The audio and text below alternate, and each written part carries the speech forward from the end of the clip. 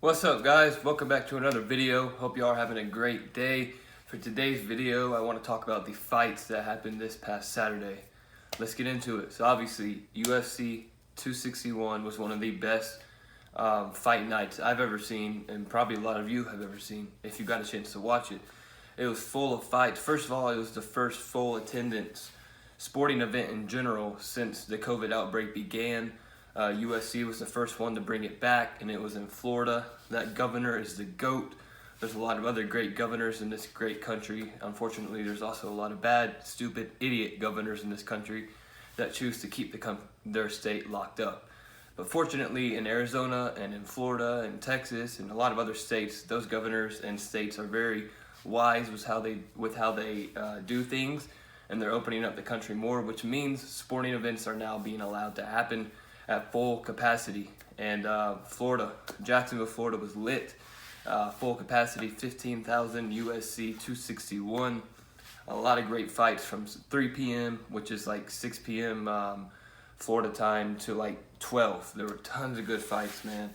Even if you're not into the UFC, I even got my mom to watch it and she loved it. So, you know, the UFC is one of the highest, it's one of the best sports right now.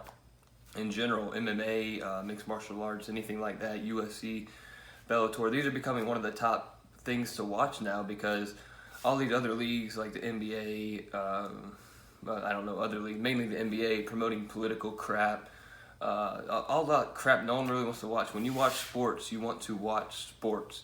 And that's why I love the UFC and why a lot of people do. When you watch UFC, they don't talk about COVID, they don't talk about political crap. They talk about straight sports and whatever you're watching, so you can tune out of all that and watch sports for however long you want, for the 3-4 hours, however long the event is. So that's why. So anyways, let's get into my reaction to the fights.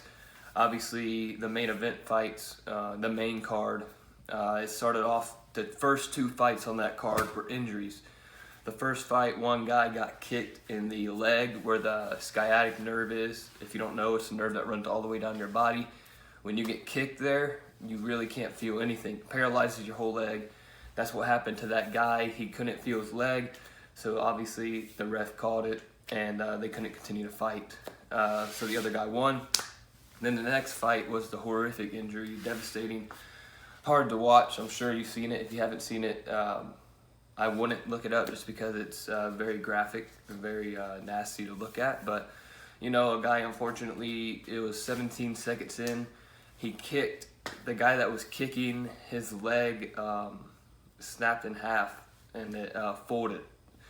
I think you can pretty much imagine what that looks like. Not good. It's not how your foot should look or leg should look after you kick. Right away, he knew it was wrong when he put his foot down. Everyone knew it was wrong. The reaction from the crowd, everyone was very emotional about it. It was tough to watch, you know, and tough to watch someone, how you prepare for that long, for it to end just like that. For both fighters, for it to be that short of a fight and for it to end in that sort of injury, it's just devastating, you know. My prayers obviously go out for him and his family, and hopefully he gets better soon. Chris Weidman, hope he gets better soon, and hope he comes back better than ever. And for the next fights, the 3 main fights, Valentina Shevchenko versus Andrade, you know, that went kind of how we all thought. Valentino is one of the best fighters in the world. I think she should fight Nunes. She almost beat Amanda Nunes twice, so they need to reschedule a third one to see who the overall best fighter is right now. But Valentina, man, she's a weapon. She's a bullet. She gets that for a reason. She's a bullet. She puts in work to get to the elite level like she's at. So she won that first fight. The next fight, Zhang versus Rose, Thug Rose. Obviously, Thug Rose took the victory in that one. She was not the champion. Zhang was the champion. Wei Li was the champion. And Rose was #1 ranked contender. And Rose won, and now she's the champion. She had a kick to the face to knock Wei Li out. So that was that one. And then for the main event, everyone was waiting for Usman and Masvidal. Now there's a lot of anticipation going into this fight. You know, Usman only lost once. Masvidal, he's already obviously had more experience, more losses and more wins. But it came down to, it was a good fight, second round, but Usman took the win in the second round by knockout. He hit Jorge with the right hand to to the face, and that sent him to the ground. Now they showed great sportsmanship after the fight. Masvidal congratulated Usman. He was the only guy that knocked Masvidal out, so props to him.